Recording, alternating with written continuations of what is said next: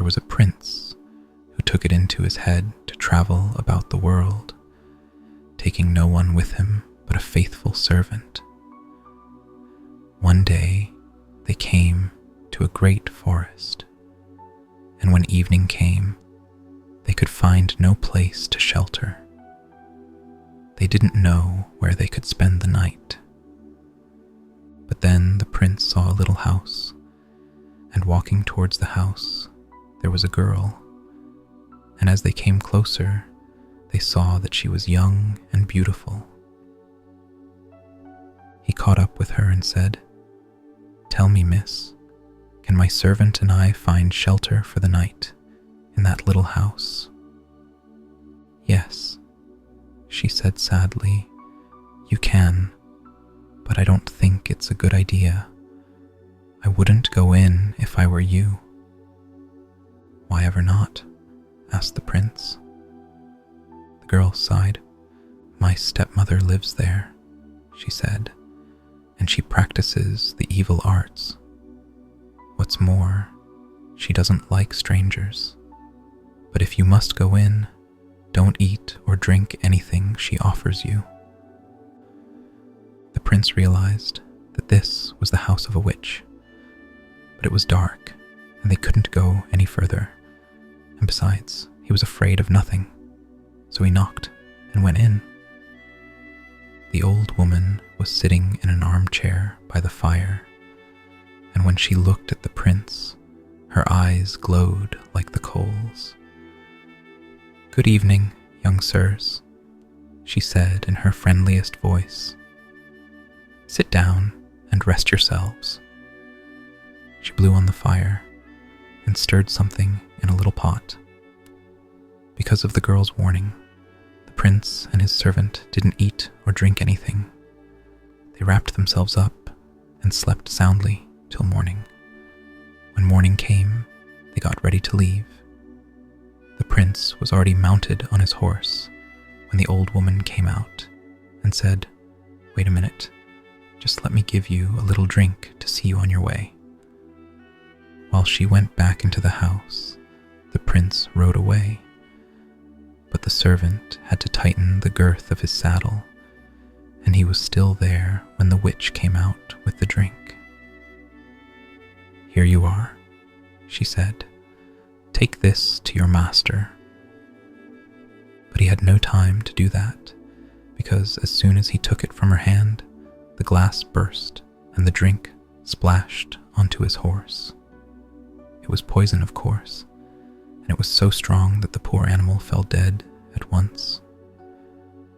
The servant ran after the prince and told him what had happened, and he'd have left with the prince right there and then, except that he didn't want to abandon his saddle, so he went back to get it. When he reached the dead horse, he found a raven already perching on its head and pecking out its eyes. Who knows? We might find nothing better to eat today, he thought, so he killed the raven and took it with him. They wandered in the woods all day long, but they couldn't find their way out. As night fell, they came to an inn, and the servant gave the raven to the innkeeper and told him to prepare it for their supper. Now, what they didn't know was that they'd fallen into a den of brigands, murderers, in fact. And just as the prince and his servant were sitting down, 12 of these rascals turned up, meaning to do away with them, but seeing the supper arrive, the murderers thought they might as well eat first.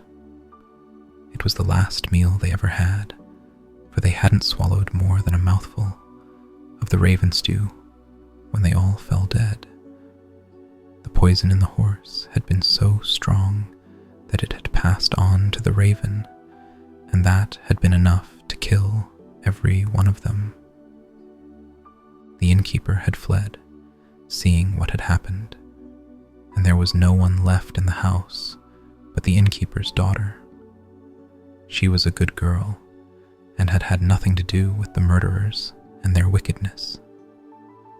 She unlocked a hidden door and showed the prince all the treasure they'd stolen, piles of gold and silver, and mounds of jewels. The prince said she should keep it for herself. He wanted nothing to do with it, and once again he and his servant rode on their way.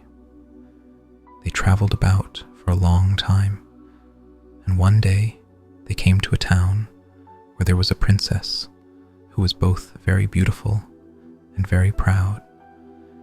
She'd announced that she would marry any man who asked her a riddle that she couldn't solve.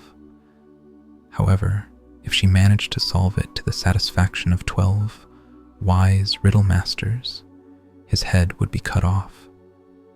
She would have 3 days to think about it, but she was so clever that she always solved it long before that time was up. Already 9 men had tried to beat her, but each of them had lost his head. However, that didn't worry the prince. He was so dazzled by her great beauty that he was willing to risk his life. He went to the palace and asked his riddle. "One killed none," he said, "but still killed 12.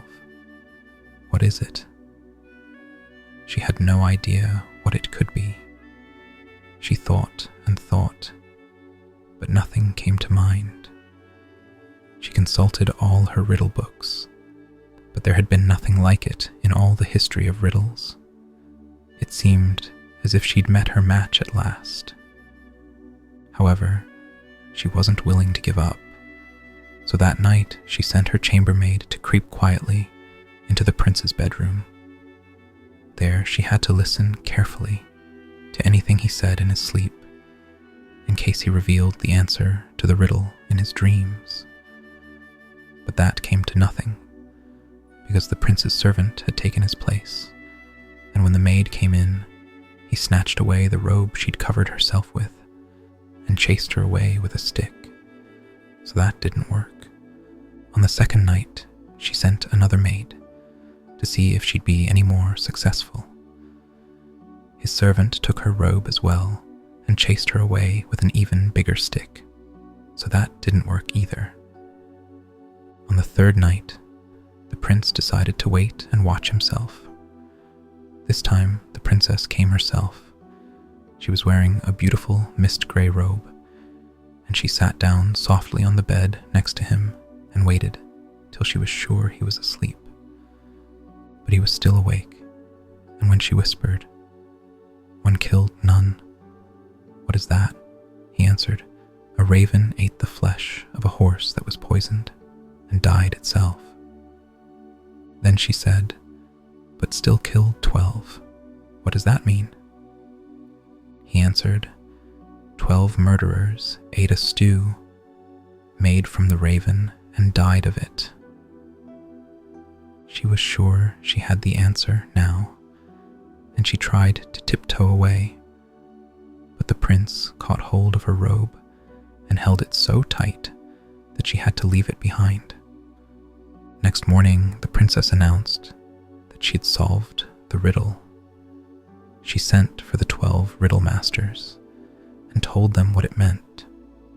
It looked as if the prince was doomed, but he asked to be heard.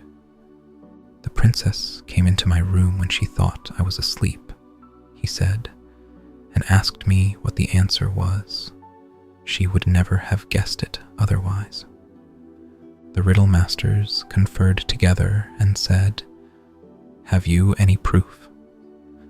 Then the prince's servant brought in the 3 robes.